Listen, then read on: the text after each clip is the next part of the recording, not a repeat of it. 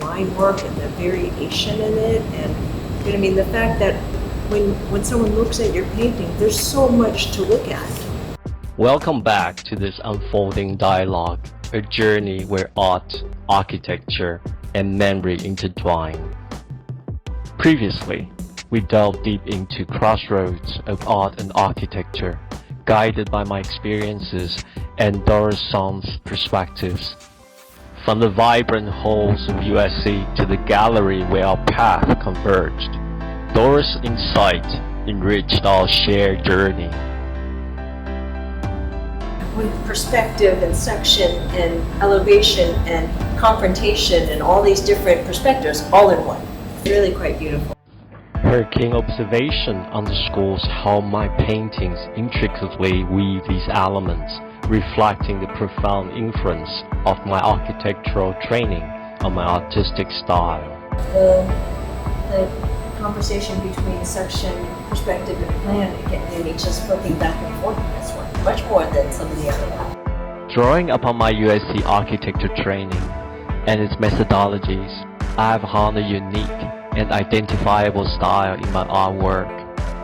Over 2 decades, I have mastered the art of crafting plans, sections, and elevations, using them not just as the technical tools, but the mediums to vividly convey concepts and visions poised to manifest in our tangible world. The journey from ideation to tangibility is thrilling and fulfilling. While many can draft sections, elevations, or plans, intertwining them to narrate a cohesive story is challenging, yet rewarding endeavor. Sections, elevations, and plans are two-dimensional sketches, symbolizing the impending three-dimensional world. What truly captivates me is this intermediary phase, the manner in which mere lines and flat representation chronicle our imaginative processes before they breathe life into the tangible. Although 2D itself stands as a palpable testament to what yet to materialize, my paintings seize this transitional phase. They represent not just a visualization, but the various hints and fragments urging viewers to ignite their own imaginations. It's akin to a cartographer's map, where sections, plans, and elevations converge into a singular, multifaceted tapestry.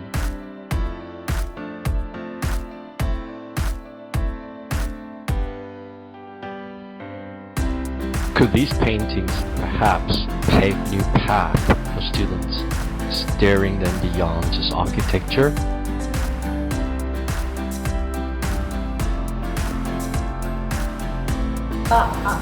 I think it can very much. I really like this idea of the connection between the imagination, the real, the unreal, the man-made, the colors are part of that imagination too. Because one can look at things, right, and see all the colors in the world. And other people can look at the same thing and see no color, right? But what you're saying is that it's all, it's all imagination, it's all real, it's all, blended together. So I think that story is really powerful. That you have, and the quality of the detail also is quite amazing in their work too. Because again, most people see, oh, you got the general ideas. Okay, there's a forest over there, right? But even the stippling and the line work and the variation in it, and the fact that when someone looks at your painting, there's so much to look at. Doris has keenly distilled the core concept of my art. Every brushstroke blurs the line between imagination and reality. While some discern vivid colors, others perceive a distinct narrative. Grounded in Zen ethos, the intricate details of my work underscore the profound truth that all is imagined. This very concept underscores that our diverse perceptions construct the collective tapestry of our shared existence. For those just joining us, Doris Song isn't just another architect. She's a beacon in the realm of architecture. Her achievements from the Cooper Hewitt 2021 National Design Awards to globally recognized talks, underlying her profound impact on the field. Such an accomplished voice, providing feedback on my journey, is both an honor and a powerful reflection. Insights from the architect of Doris' stature not only validates my efforts, but also connects me to my roots at USC. My years at USC weren't just milestones, they forged my identity. Every accolade and achievement was a testament to the incredible faculty and the environment that nurtured creativity. The rigorous training and mentorship at USC didn't just shape my architectural perspectives, they are the essence of my art, and Doris' recent visit is a testament to that transformation. At USC, we were instilled with a valuable lesson. Always keep a sketchbook close. It isn't merely for practice, but for capturing fleeting moments of inspiration, for jotting down rough ideas and hasty thumbnails. Over the years, this habit has become second nature, allowing me to chronicle raw emotions and visions, ensuring that no spark of creativity ever slips away.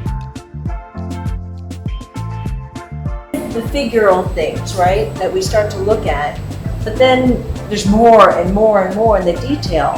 The colors are the things that you look at first. And I think, like you say too, I think people's tendency is to look at the figural, right? Because our eye, sees the alligator and the fish and stuff like that. But it takes a moment to see the rock formation.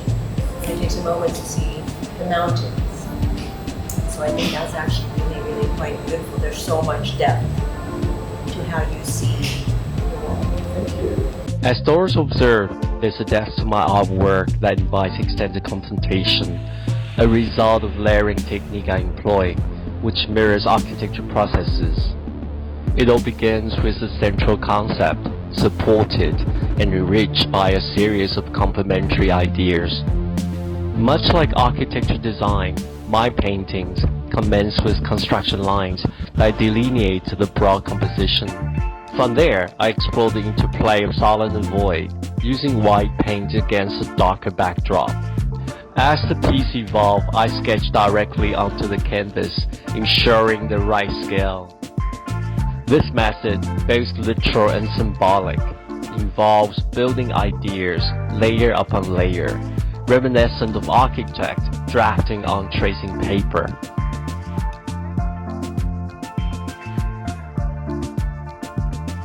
And I have another question actually about your process. You saying that you draw it on the table and stuff. When you develop your paintings, do you do studies before you? In my creative journey, I have veered away from the traditional studies for my paintings.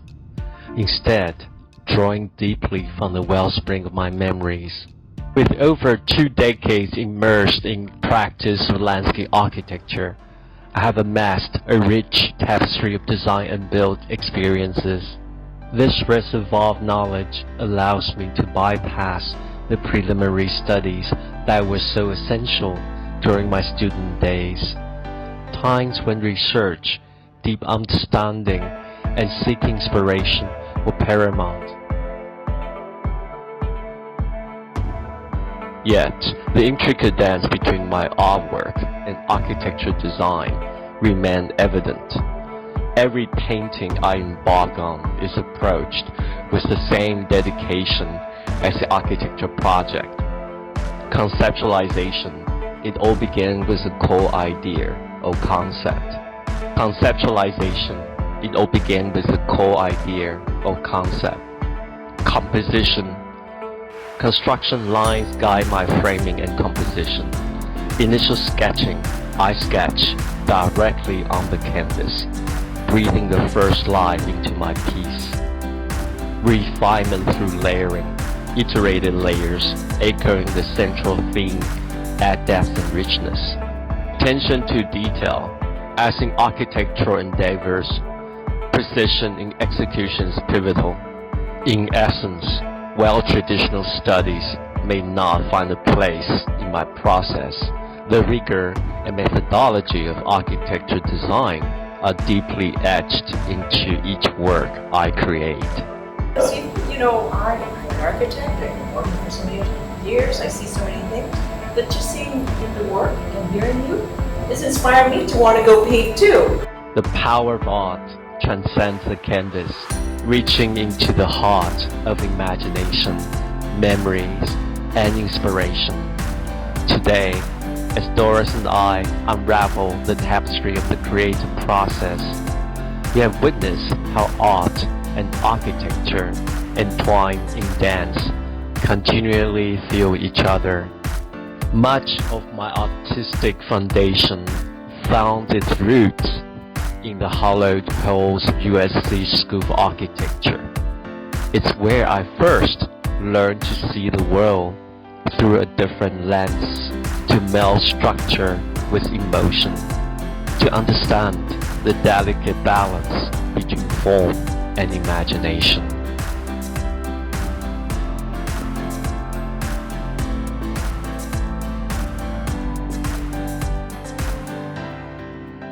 Thank you for joining Doris and me on this artistic journey, a journey deeply rooted in USC's legacy.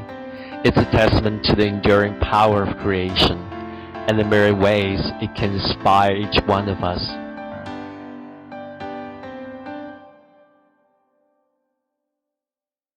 Till our next journey, keep the dialogue alive, and may we always remember where our roots lie.